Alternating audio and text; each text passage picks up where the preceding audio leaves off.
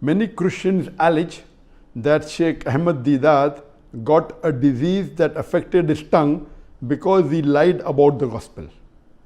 Such allegations make me really upset. Kindly advise how to respond to such claim.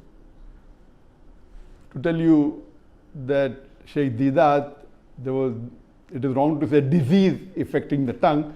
Sheikh Deedat, may Allah grant him Jannah, Rahimullah, may Allah have mercy on him.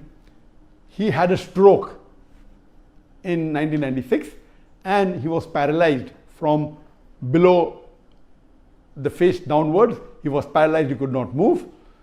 To say that Allah gave this as a punishment because he spoke against the gospel or he lied against the gospel is not true. And as I mentioned in my earlier answer, that calamity or any disease, it may either be a punishment or it may be a test. How do you realize that whether any calamity is a test or a punishment? If the person is on the straight path, then that calamity is a test. And Allah wants to test that servant of his, that if I increase the calamity, will the person yet have faith in me or not? And if the person, even after a calamity befalls him or her, yet the faith is strong, then Allah subhanahu wa ta'ala gives a higher reward and Allah will grant him a higher status in Jannah. So Allah tests his servant.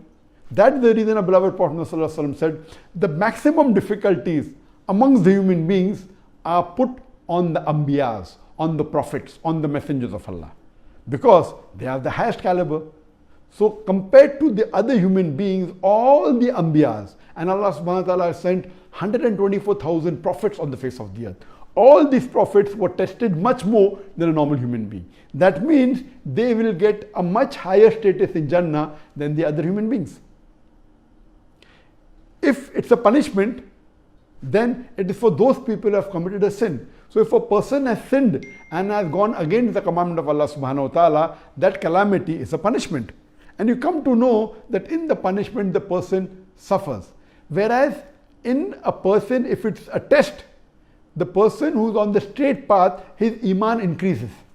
And as far as Sheikh Deedat is concerned, alhamdulillah, I knew him very closely. I was one of the first few people that when he got the stroke, I had just performed my Hajj and I flew from Saudi Arabia straight to South Africa, and alhamdulillah, I personally met him.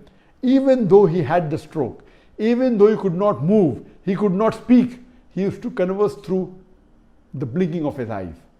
There was a chart that was kept behind him which had 1, 2, 3, 4, 5 rows. Each row had A, B, C, D, first row, then second row, F, G, H, I. And this way, if you have to converse, which was 1, 2, so he used to blink. That means he wants to choose a letter from second row. Then from second row we start. F, G, H, I. So I. So he blinks an I. So then I. So in this way, he could convey his message by spelling it out. And once you get used to it, you can do it very fast.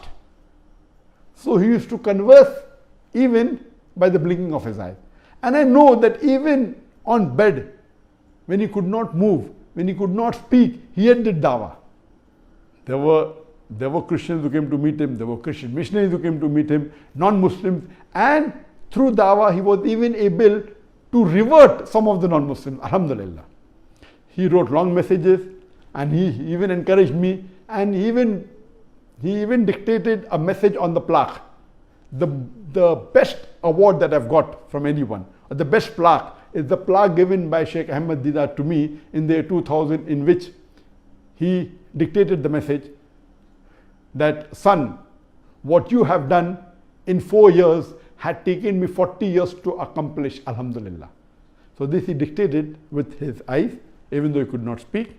And that plaque really, mashallah, gave a lot of encouragement to me. And if there is a person who is responsible, who is a catalyst for me to change from a doctor of a body to a doctor of a soul, it is Sheikh Ahmed Deedat. And inshallah, even he will get all the sawab, that whatever little bit I've done in the field of dawah, may he get the sawab without reducing my sawab.